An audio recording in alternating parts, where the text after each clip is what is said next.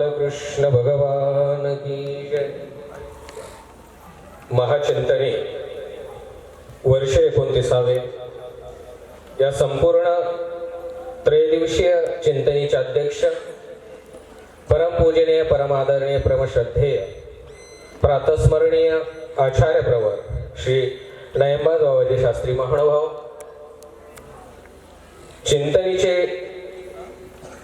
या वर्षीचे उद्घाटक परमपूजनीय परमादरणीय परमश्रद्धेय प्रातस्मरणीय आचार्य प्रवर रुद्रपूर निवासी आचार्य श्री नागराज बाबाजी महानुभाव, उपाख्य गोपीनाथ बाबाजी शास्त्री महानुभाव, यावर्षी चिंतनेचे स्वागत अध्यक्ष म्हणून आम्हाला लाभलेले परमपूजनीय परमादरणीय परमश्रद्धेय कवीश्वर कुलाचार्य आचार्य प्रवर राजापेठ महानुभाव आश्रम तथा श्री क्षेत्र भारखेडी महानुभाव आश्रम या दोन्ही आश्रमचे संचालक आणि महानुभाव संप्रदायाचे एक उदयोन्मुख नेतृत्व, ज्यांना आपण विकास पुरुष असं संबोधतो, असे आचार्य प्रवर अमरावती निवासी श्री कारंजेकर बाबाजी महानुभाव, व्यासमंचावरती उपस्थित असलेले परमपूजनीय परमादरणीय परमश्रद्धेय कवीश्वर कुलाचार्य आचार्य प्रवर रुद्रपूर निवासी श्री दर्यापूरकर बाबाजी महानुभाव, परमपूजनीय परमादरणीय परमश्रद्धेय ज्यांच्या शुभकर कमलाने या सभागृहाचं उद्घाटन झालं असं उपाध्य आचार्य आचार्य प्रवर धुळे निवासी श्री साळकर बाबाजी महानुभाव, चिंतनीचे घटक असलेले सतत आमच्या पाठीशी असलेले परमपूजनीय आदरणीय श्री संदीप दादाजी पुणेकर मुरमाड, व्यासमंचावरती उपस्थित असलेले महानुभाव साहित्याचे ज्येष्ठ अभ्यासक परमपूजनीय परमादरणीय श्रद्धेय डॉक्टर महंत श्री सोनपेटकर बाबाजी, व्यासमंचावरती उपस्थित असलेले आजचे वक्ते परमपूजनीय ईश्वर अधिष्ठित श्री नितीन दादाजी बानकर, ज्यांच्या करकमलाने या वर्षीचं ध्वजारोहण झालं असे आदरणीय सद्भक्त डॉक्टर बळीरामजी बागल सर, ज्यांचं दुपारी आपण व्याख्यान श्रवण करणार आहोत असे हरिभक्त परायण आदरणीय श्री ज्ञानेश्वरजी बंडगर, आणि उपस्थित नुकतंच ज्यांचं या ठिकाणी आगमन झालेलं आहे असं आदरणीय श्रद्धेय परमपूजनीय कवीश्वराचार्य माहूर पीठाधीश आचार्य प्रवर श्री माहूरकर बाबाजी शास्त्री महानुभाव, आणि उपस्थित सर्वच संत महंत भिक्षुक वासनिक आणि या ठिकाणी उपस्थित असलेली सर्व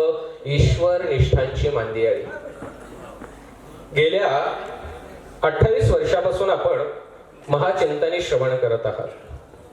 महाचिंतनीनं सर्वज्ञ श्री चक्रधर स्वामींचे विचार, जे जीवनाला पोषक आहे, जीवनाला आकार देणारे आहे, ज्यांनी या मानवी जीवनामध्ये मानवी मूल्यांना उच्चांक करून दिलेला आहे, या जीवनाला आकार दिलेले असे जे स्वामींचे सूत्र आहे, त्या सर्व सूत्रांवरती गेल्या 28 वर्षापासून या व्यासमंचावरती विवेचन चाललेलं आहे. या विवेचनातून सर्वज्ञ स्वामी श्री चक्रधरांचा जो विचारांचा वारसा आहे, तो प्रत्येकाच्या घरामध्ये नव्हे, प्रत्येकाच्या गावामध्ये नव्हे, तर प्रत्येकाच्या हृदयामध्ये तेवढ ठेवण्याची निर्व्याज भूमिका असणारे माझे गुरुवर्य परमपूजनीय परमादरणीय श्रद्धेय चिंतनजनक आचार्य प्रवर श्री बाबांची जी तळमळ आहे की माझा देव श्री चक्रधर जो महादैसाला समजला, जो अभाईसाला समजला, ज्या भूमीमध्ये आपण स्थानापन्न झालो, विस्मृत पडलेल्या आचार्यांना समजला,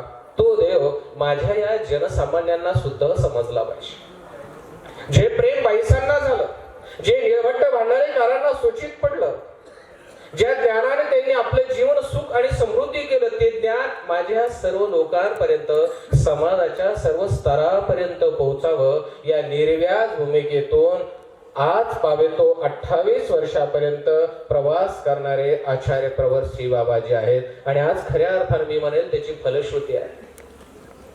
28 वर्षापूर्वी जेव्हा पहिल्या चिंतनीचा प्रारंभ झाला, ते श्री क्षेत्र पैठण प्रतिष्ठान, ज्या ठिकाणी सर्वज्ञ श्री चक्रधर स्वामींनी जीव उद्धरण्याचा विडा उचलला, बाईसांना प्रेम दिलं, त्या ठिकाणून चिंतनेला प्रारंभ झालेला आहे. आज 29 वर्षामध्ये चिंतने आलेले.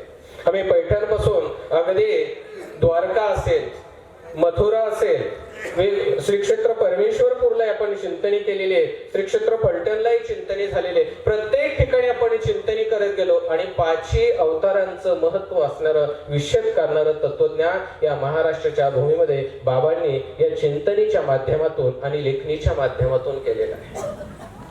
आज आपण ज्या परम पवित्र ठिकाणी स्थानापन्न झालो आहोत, मी सर्वांची दिलगिरी व्यक्त करतो, कारण सर्वांच्या मनामध्ये चित्र निर्माण झालेलं होतं की आम्हाला सगळ्यांना परमेश्वरपूरला जायचंय, परमेश्वरपूरमध्ये आम्ही राहणार आहोत, वचन गोविंदाच्या सन्निधानामध्ये तर आम्ही जगतच आहोत, प्रत्यक्ष परमेश्वरपूरला जायचं, काशीला जायचं, सगळे स्थान नमस होतील, तिथे आम्ही विचारांची दिवाळी करणार आहोत.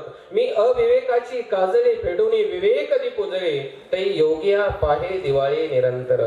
त्या परमेश्वरपूरच्या त्या काशीमध्ये आपण दिवाळी करणार होतो विचारांची, परंतु काही अपरिहार्य कारणामुळे आपल्याला जागा बदलावी लागली.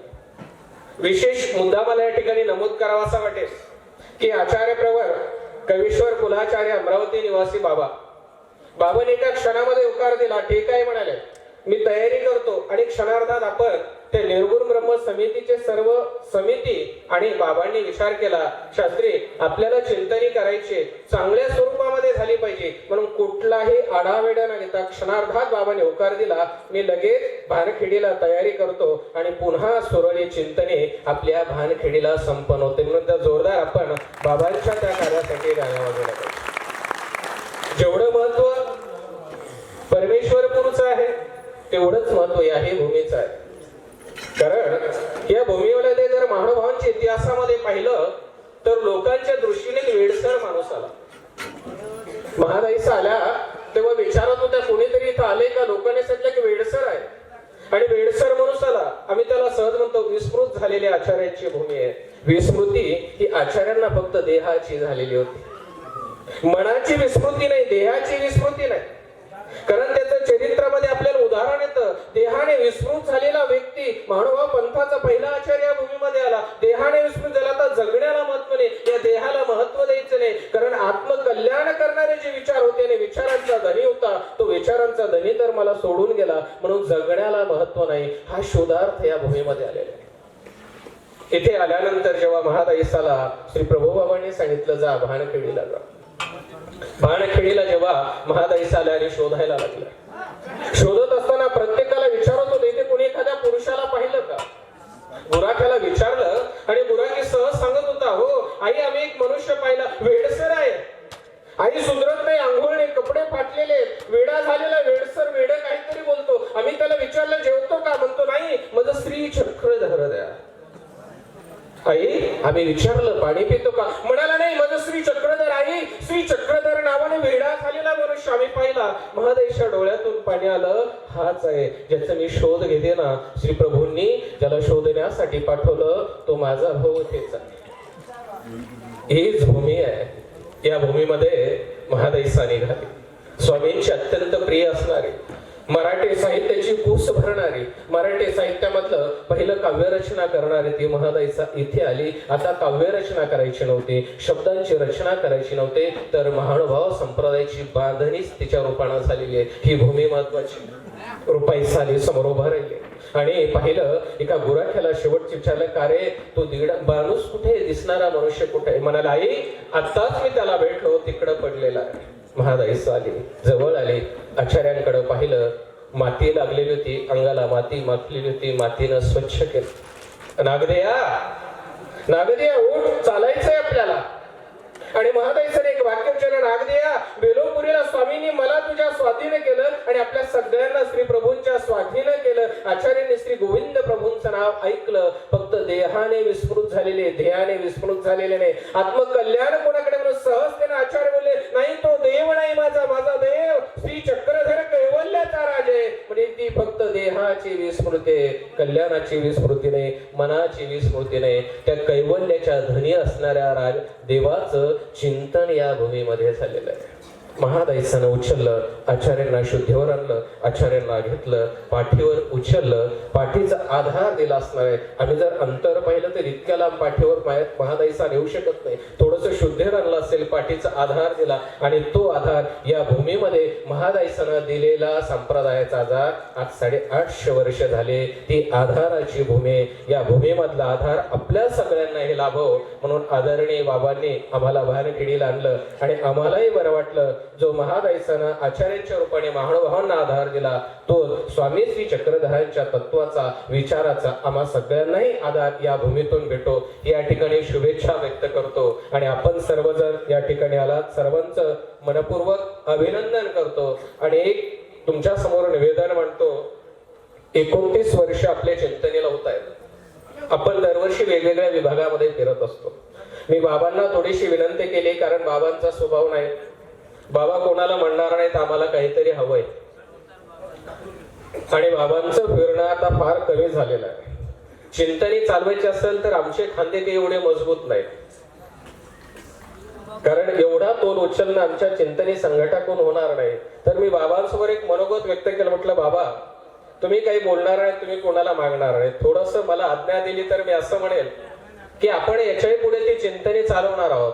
तर काही जण आपण एक आजीवन सदस्य म्हणून आपण चिंतनीची नोंदणी करायची आहे. आणि आजीवन सदस्य चिंतनीची नोंदणी करत असताना ज्याची जी क्षमता असेल, मग ते 2100 रुपये असेल, 1100 रुपये असेल, 11,000 पर्यंत असतील, त्याच्यावर ज्याचं असेल, आम्ही बँकेचं अकाउंट खोलून एक नंबर आपल्या सर्वांना समोर ठेवू आणि त्या नंबरवरती जर आपण नाव नोंदणी करून डिसेंबर एंडिंग पर्यंत जर त्या खात्यामध्ये आपण आपली अमाऊंट टाकली आणि त्याचा स्क्रीनशॉट आम्हाला पाठवला तर मला असं वाटतं अचानक कुठेही बदल झाला तरी चिंतनी आपल्याच्या स्वतःच्या स्वबळावर तिथं सगळी व्यवस्था करू शकते.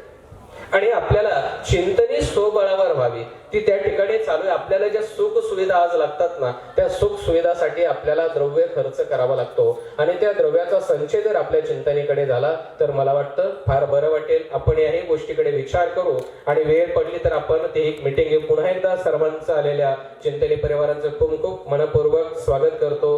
धन्यवाद, दंडवत प्रणाम.